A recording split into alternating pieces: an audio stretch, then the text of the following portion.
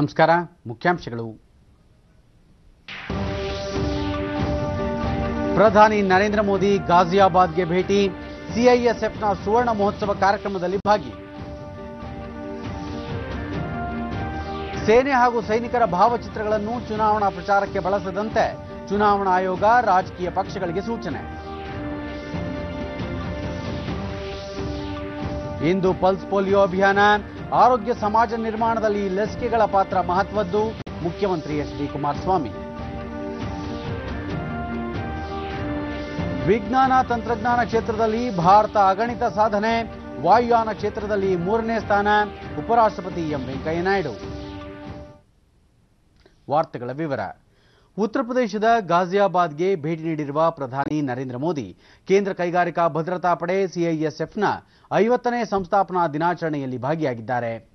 ಗಾಜಿಯಾಬಾದ್ನ ಇಂದಿರಾಪುರದಲ್ಲಿ ನಡೆಯುತ್ತಿರುವ ಸುವರ್ಣ ಮಹೋತ್ಸವದ ಮುನ್ನ ಪ್ರಧಾನಿ ಅವರು ದೇಶಕ್ಕಾಗಿ ತ್ಯಾಗ ಮತ್ತು ಬಲಿದಾನ ಮಾಡಿದ ಹುತಾತ್ಮ ಯೋಧರ ಸ್ಮಾರಕಕ್ಕೆ ಭೇಟಿ ನೀಡಿ ಗೌರವ ನಮನ ಸಲ್ಲಿಸಿದರು.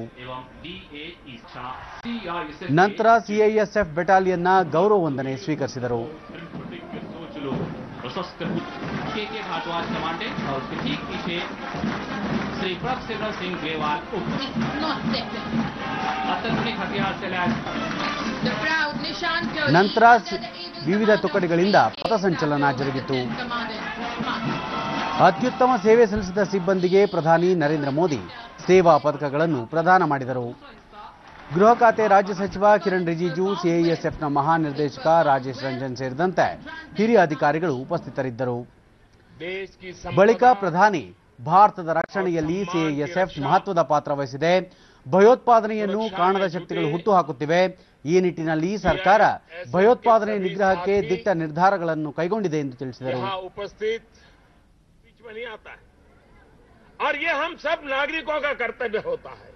इतना बड़ा आज आप 1.5 लाख है, 15 लाख भी हो जाए तो भी अगर नागरिक डिसिप्लिन में नहीं रहता है, नागरिक सहयोग नहीं करता है, तो आपका काम और मुश्किल हो जाता है. और इसलिए ये गोल्डन जुबिली ईयर में हम नागरिकों को कैसे प्रशिक्षित करें, नागरिकों को इतनी बड़ी व्यवस्था का महात्म्य कैसे समझाएं, ये मैं समझता हूं एक बहुत बड़ी आवश्यकता है.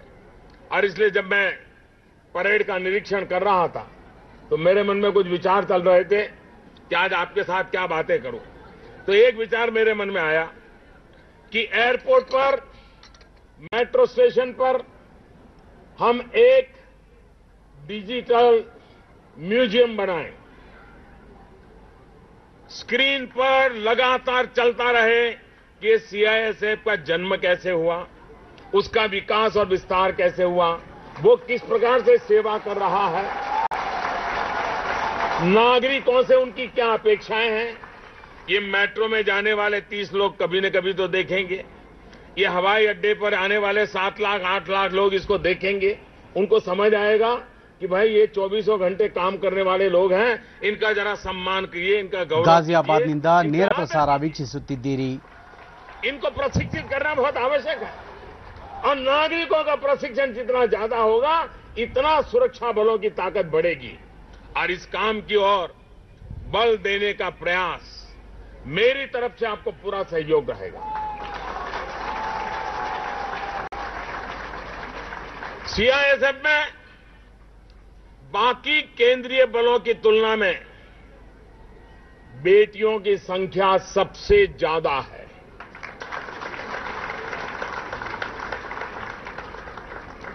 ये ताकत को निश्चित रूप से नया आयाम दे रही है.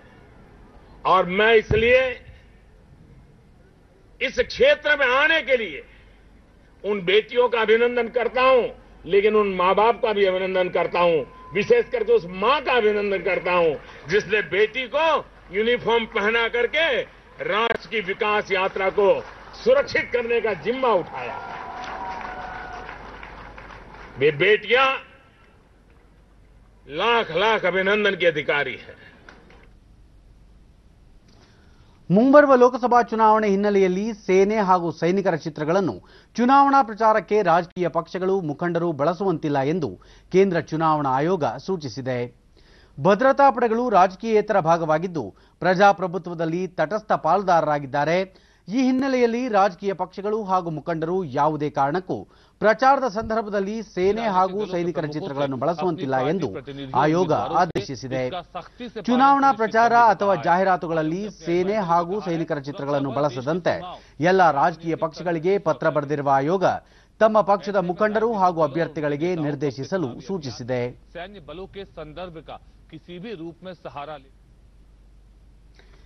ದೇಶಾದ್ಯಂತ ಇಂದು ಪಲ್ಸ್ ಪೋಲಿಯೋ ಲಸಿಕೆ ಅಭಿಯಾನ ನಡೆಯುತ್ತಿದ್ದು, ಈ ಬಾರಿ ರಾಜ್ಯದಲ್ಲಿ 5 ವರ್ಷದೊಳಗಿನ ಸುಮಾರು 65 ಲಕ್ಷ ಮಕ್ಕಳಿಗೆ ಆರೋಗ್ಯ ಮತ್ತು ಕುಟುಂಬ ಕಲ್ಯಾಣ ಇಲಾಖೆ ಲಸಿಕೆ ಹಾಕುವ ಗುರಿ ಹೊಂದಿದೆ. ಇದಕ್ಕೆ ಪೂರಕವಾದ ಸಿದ್ಧತೆಗಳನ್ನು ಇಲಾಖೆ ಕೈಗೊಂಡಿದ್ದು 1,35,000 ಕಾರ್ಯಕರ್ತರನ್ನು ನಿಯೋಜಿಸಿದೆ. ಬೆಂಗಳೂರಿನಲ್ಲಿ ಮುಖ್ಯಮಂತ್ರಿ ಎಚ್.ಡಿ. ಕುಮಾರಸ್ವಾಮಿ ಮಗುವಿಗೆ ಲಸಿಕೆ ಹಾಕುವ ಮೂಲಕ ಪಲ್ಸ್ ಪೋಲಿಯೋ ಕಾರ್ಯಕ್ರಮಕ್ಕೆ ಚಾಲನೆ ನೀಡಿದರು.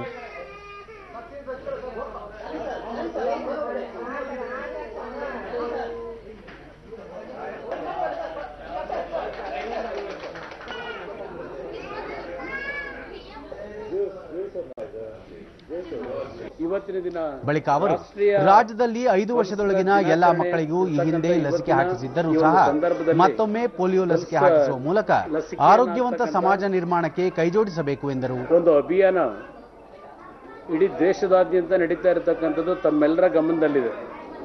ಇವತ್ತು ಸರ್ಕಾರಗಳು ಗಮನವನ್ನು ಕೊಡ್ತಾ ಇದ್ದಾವೆ. ಈಗಲೂ ಅಫ್ಘಾನಿಸ್ತಾನ ಮತ್ತು ಪಾಕಿಸ್ತಾನದ ದೇಶಗಳಲ್ಲಿ ಈ ಒಂದು ಪಲ್ಸ್ ಪೋಲಿಯೋಗೆ ಅಟ್ಯಾಕ್ ಆಗ್ತಕ್ಕಂಥ ಮಕ್ಕಳ ಸಂಖ್ಯೆಯನ್ನು ನಾವೇನು ಕಾಣ್ತಾ ಇದ್ದೇವೆ. ಅದರ ಹಿನ್ನೆಲೆಯಲ್ಲಿ ಇವತ್ತು 5 ವರ್ಷಕ್ಕಿಂತ ಕಡಿಮೆ ಇರತಕ್ಕಂಥ ಒಂದು ಮಕ್ಕಳಿಗೆ ನಾನು ಪೋಷಕರಿಗೆ ವಿಶೇಷವಾಗಿ ಮನವಿ ಮಾಡ್ತೀನಿ, ತಂದೆ ತಾಯಂದಿರಿಗೆ. ಈಗಾಗಲೇ ರಾಜ್ಯದಲ್ಲಿ ಈ ಒಂದು ಅಭಿಯಾನದಲ್ಲಿ ಸುಮಾರು 64 ಲಕ್ಷ ಮಕ್ಕಳಿಗೆ ಲಸಿಕೆಯನ್ನು ಇವತ್ತು ಕೊಡ್ತಕ್ಕಂಥ ಒಂದು ಕಾರ್ಯಕ್ರಮ ಪ್ರಾರಂಭ ಏನಾಗಿದೆ.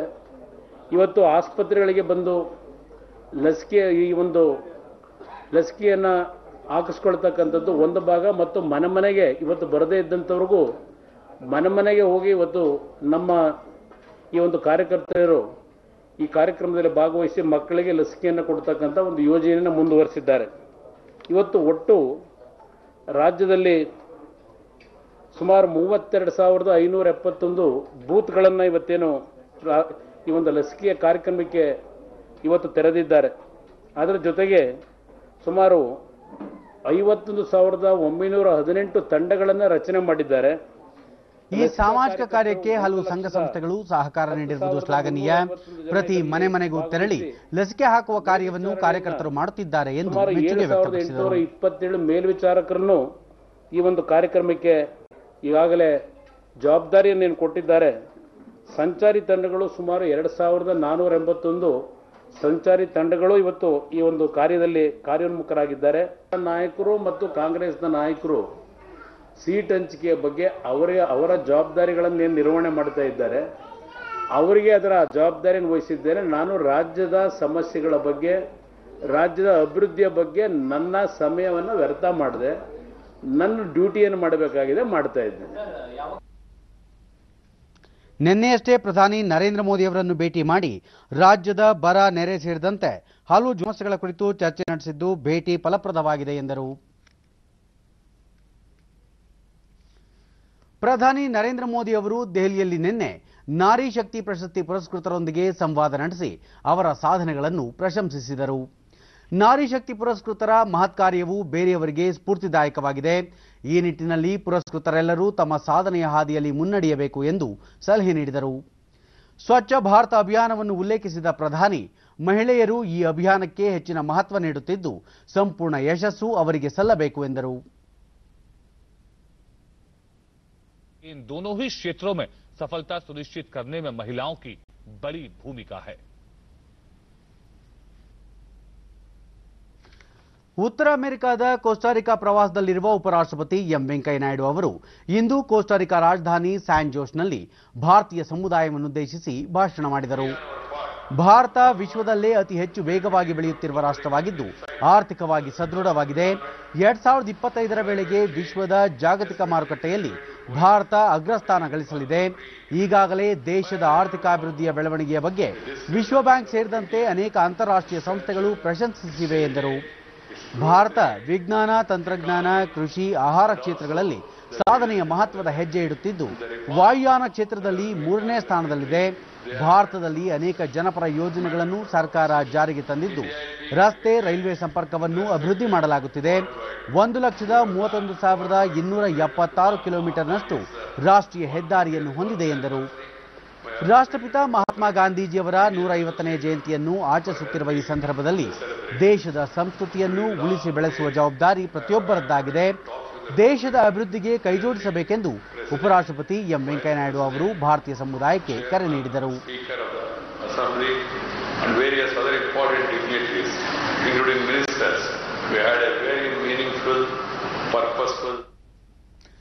ಪಂಜಾಬ್ ನ್ಯಾಷನಲ್ ಬ್ಯಾಂಕ್ ಹಗರಣದ ಪ್ರಮುಖ ಆರೋಪಿ ನೀರವ್ ಮೋದಿ ವಿರುದ್ಧ ಕಾನೂನು ವಿಚಾರಣೆ ನಡೆಸಲು ನ್ಯಾಯಾಲಯಕ್ಕೆ ಒಪ್ಪಿಸಬೇಕೆಂಬ ಭಾರತದ ಮನವಿಯನ್ನು ಬ್ರಿಟನ್ ಗೃಹ ಸಚಿವಾಲಯ ಪರಿಗಣಿಸಿದೆ ಎಂದು ಜಾರಿ ನಿರ್ದೇಶನಾಲಯ ತಿಳಿಸಿದೆ.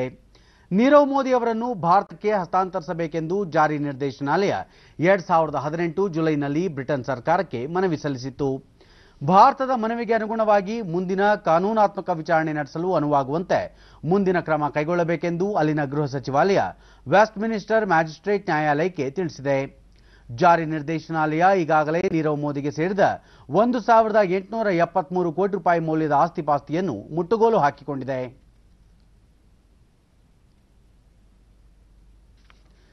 ಕರ್ನಾಟಕ ಸಾಹಿತ್ಯ ಅಕಾಡೆಮಿ ನೀಡುವ ಗೌರವ ಪ್ರಶಸ್ತಿ, ಸಾಹಿತ್ಯ ಶ್ರೀ ಪ್ರಶಸ್ತಿ, ಮಾಧ್ಯಮ ಸಾಹಿತ್ಯ ಪುರಸ್ಕಾರ 2018 ಹಾಗೂ ಪುಸ್ತಕ ಬಹುಮಾನ ಪ್ರಶಸ್ತಿ ಪ್ರದಾನ ಸಮಾರಂಭ ಬೆಂಗಳೂರಿನಲ್ಲಿ ನಿನ್ನೆ ನಡೆಯಿತು. ಸಾಹಿತಿಗಳಾದ doctor BA Vivek Roy, doctor HS Venkatesh Murthy, ದೇಶಾಂಶ ಹುಡುಗಿ, ಸಾಯಿ ಸುತೆ ಹಾಗೂ ಪ್ರೊಫೆಸರ್ AK ಹಂಪಣ್ಣ ಅವರಿಗೆ ಸಾಹಿತ್ಯ ಶ್ರೀ ಪ್ರಶಸ್ತಿ ಪ್ರದಾನ ಮಾಡಲಾಯಿತು.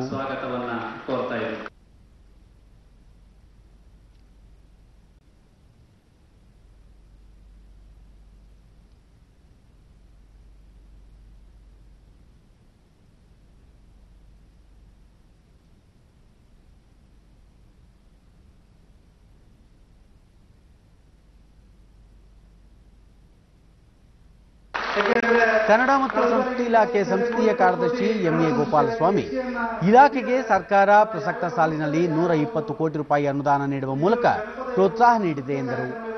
ಇಲಾಖೆಗೆ ತಲುಪಿಸತಕ್ಕಂಥ ಕೆಲಸವನ್ನು ಮಾನ್ಯ ಅಧಿಕಾರಿಯಾದ ಅನಿಲ್ ಸರ್ ಅವರಿಗೂ ಮತ್ತು ನಿರ್ದೇಶಕಿಯಾದ ಜಾನಕಿ ಮೇಡಮ್ ಅವರು ಕೂಡ ನಾನು ಅವರ ಒಂದು ಮಾರ್ಗದರ್ಶನವನ್ನು ತೆಗೆದುಕೊಂಡು ಸಚಿವರ ಗಮನಕ್ಕೆ ತಂದು ಈ ಕಾರ್ಯಕ್ರಮವನ್ನು ಯಶಸ್ವಿಯಾಗಿ ಅಚ್ಚುಕಟ್ಟಾಗಿ ಮಾಡಿದೆ. ಕರ್ನಾಟಕ ಸಾಹಿತ್ಯ ಅಕಾಡೆಮಿ ಅಧ್ಯಕ್ಷ ಡಾಕ್ಟರ್ ಅರವಿಂದ ಮಾಲಗತ್ತಿ ಜನಪ್ರಿಯ ಸಾಹಿತ್ಯಕ್ಕೆ ಆದ್ಯತೆ ನೀಡಬೇಕಿದ್ದು ಈ ಬಾರಿ ಮುದ್ರಣ ಹಾಗೂ ಡಿಜಿಟಲ್ ಮಾಧ್ಯಮಗಳಿಗೆ ಪ್ರಶಸ್ತಿ ಆರಂಭಿಸಿರುವುದಾಗಿ ಹೇಳಿದರು. ಪರಾಮರ್ಶೆಗಳ ಬಳಿಕವೇ ಪ್ರಶಸ್ತಿಗೆ ಸೂಕ್ತ ವ್ಯಕ್ತಿ ಹಾಗೂ ಸಂಸ್ಥೆಗಳನ್ನು ಆಯ್ಕೆ ಮಾಡಲಾಗಿದೆ ಎಂದು ಅವರು ತಿಳಿಸಿದರು.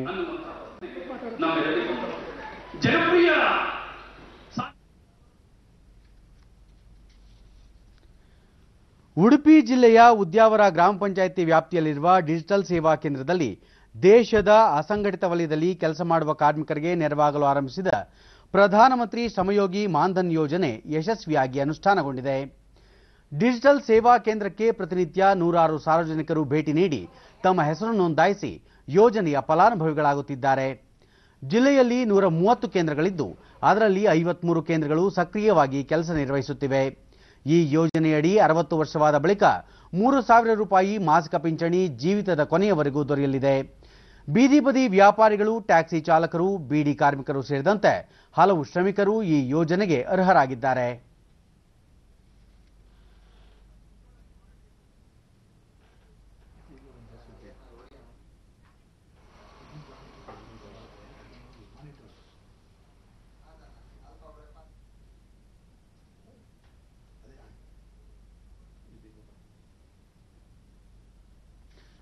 ಇದೀಗ ಬಂದ ಸುದ್ದಿ.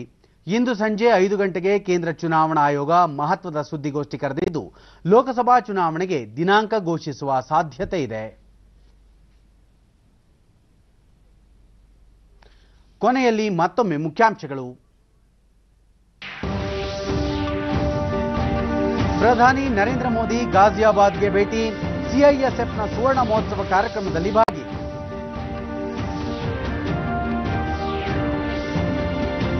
ಸೇನೆ ಹಾಗೂ ಸೈನಿಕರ ಭಾವಚಿತ್ರಗಳನ್ನು ಚುನಾವಣಾ ಪ್ರಚಾರಕ್ಕೆ ಬಳಸದಂತೆ ಚುನಾವಣಾ ಆಯೋಗ ರಾಜಕೀಯ ಪಕ್ಷಗಳಿಗೆ ಸೂಚನೆ. ಇಂದು ಪಲ್ಸ್ ಪೋಲಿಯೋ ಅಭಿಯಾನ, ಆರೋಗ್ಯ ಸಮಾಜ ನಿರ್ಮಾಣದಲ್ಲಿ ಲಸಿಕೆಗಳ ಪಾತ್ರ ಮಹತ್ವದ್ದು, ಮುಖ್ಯಮಂತ್ರಿ ಎಚ್.ಡಿ. ಕುಮಾರಸ್ವಾಮಿ. ವಿಜ್ಞಾನ ತಂತ್ರಜ್ಞಾನ ಕ್ಷೇತ್ರದಲ್ಲಿ ಭಾರತ ಅಗಣಿತ ಸಾಧನೆ, ವಾಯುಯಾನ ಕ್ಷೇತ್ರದಲ್ಲಿ 3ನೇ ಸ್ಥಾನ, ಉಪರಾಷ್ಟ್ರಪತಿ ಎಂ ವೆಂಕಯ್ಯನಾಯ್ಡು. ನಮ್ಮ ಮುಂದಿನ ವಾರ್ತಾ ಪ್ರಸಾರ ಮಧ್ಯಾಹ್ನ 1 ಗಂಟೆಗೆ ಚಂದನದಲ್ಲಿ. ನಮಸ್ಕಾರ.